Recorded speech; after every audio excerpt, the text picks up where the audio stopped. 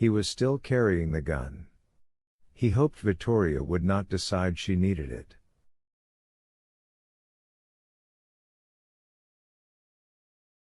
He could not imagine her whipping out a weapon in St. Peter's Square and blowing away the kneecaps of some killer while the global media looked on.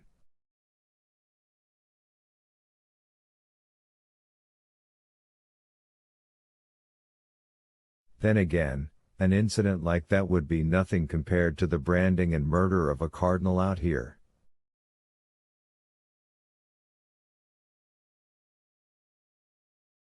Air, Langdon thought. The second element of science. He tried to picture the brand. The method of murder.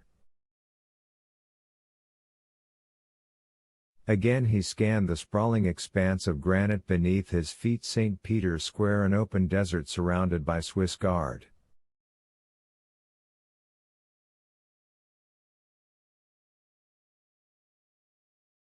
If the assassin really dared attempt this, Langdon could not imagine how he would escape.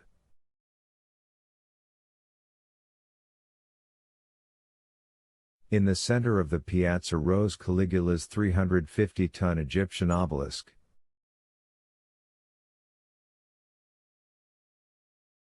It stretched 81 feet skyward to the pyramidal apex, onto which was affixed a hollow iron cross.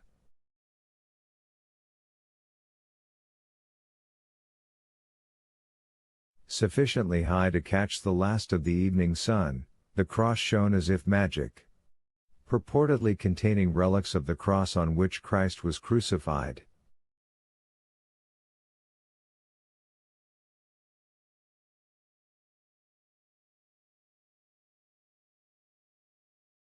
Two fountains flanked the obelisk in perfect symmetry. Art historians knew the fountains marked the exact geometric focal points of Bernini's elliptical piazza, but it was an architectural oddity Langdon had never really considered until today.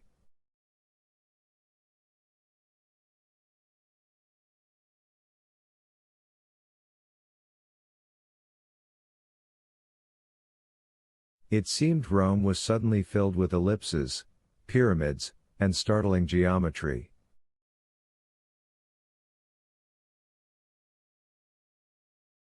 As they neared the obelisk, Victoria slowed. She exhaled heavily, as if coaxing Langdon to relax along with her.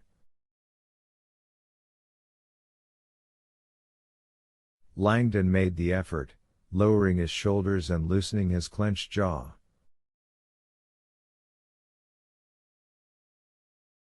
Somewhere around the obelisk, boldly positioned outside the largest church in the world, was the second altar of science, Bernini's West Ponente, an elliptical block in St. Peter's Square.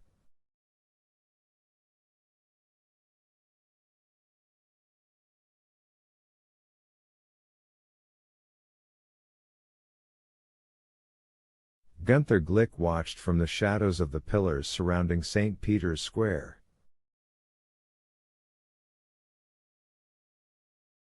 On any other day the man in the tweed jacket and the woman in khaki shorts would not have interested him in the least.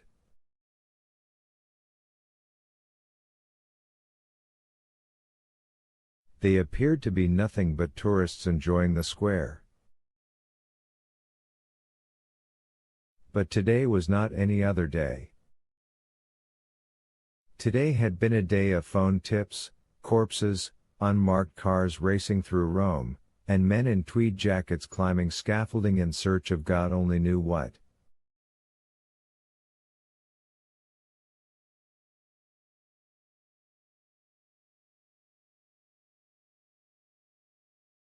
Glick would stay with them.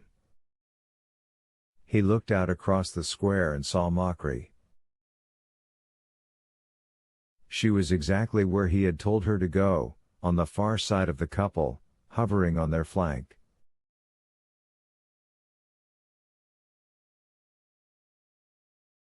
Mockery carried her video camera casually, but despite her imitation of a bored member of the press, she stood out more than Glick would have liked.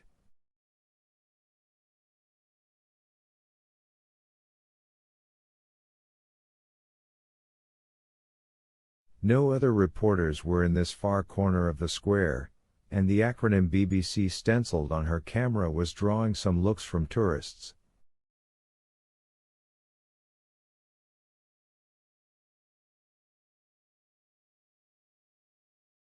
The tape Mockery had shot earlier of the naked body dumped in the trunk was playing at this very moment on the VCR transmitter back in the van.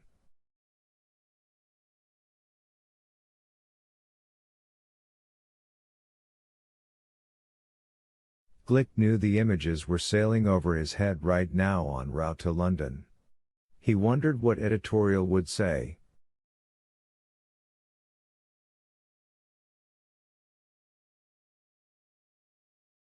He wished he and Mockery had reached the body sooner, before the army of plainclothes soldiers had intervened.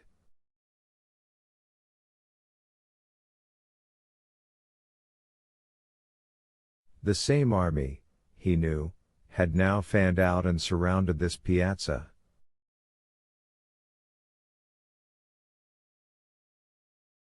Something big was about to happen.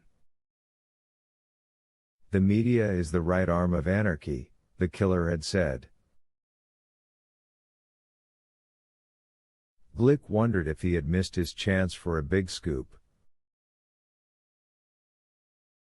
He looked out at the other media vans in the distance and watched Mockery tailing the mysterious couple across the piazza.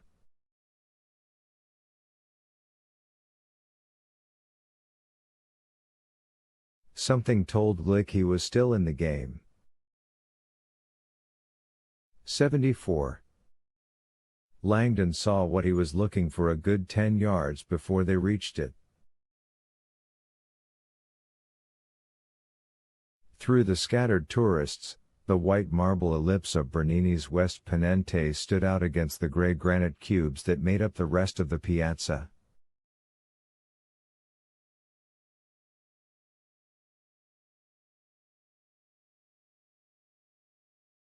Vittoria apparently saw it too. Her hand tensed. "Relax," Langdon whispered. "Do your piranha thing." Vittoria loosened her grip. As they drew nearer, everything seemed forbiddingly normal.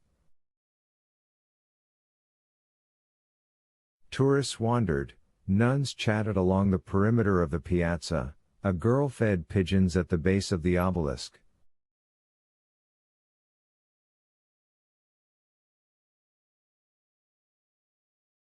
Langdon refrained from checking his watch. He knew it was almost time.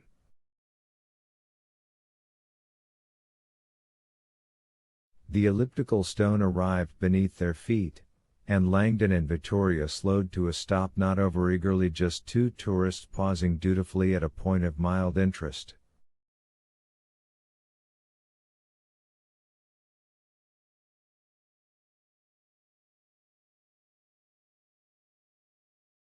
"West Ponente," Vittoria said, reading the inscription on the stone.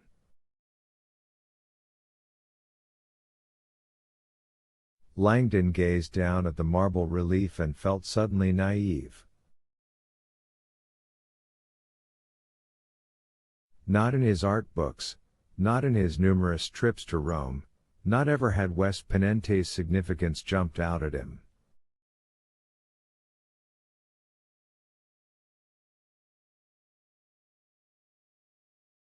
Not until now. The relief was elliptical, about 3 feet long, and carved with a rudimentary face, a depiction of the west wind as an angel-like countenance.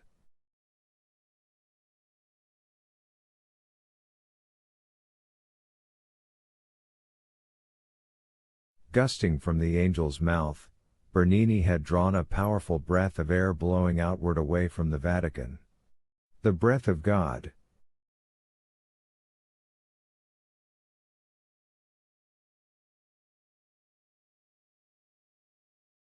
This was Bernini's tribute to the second element.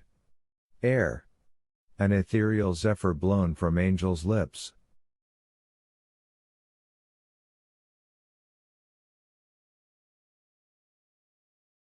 As Langdon stared, he realized the significance of the relief went deeper still.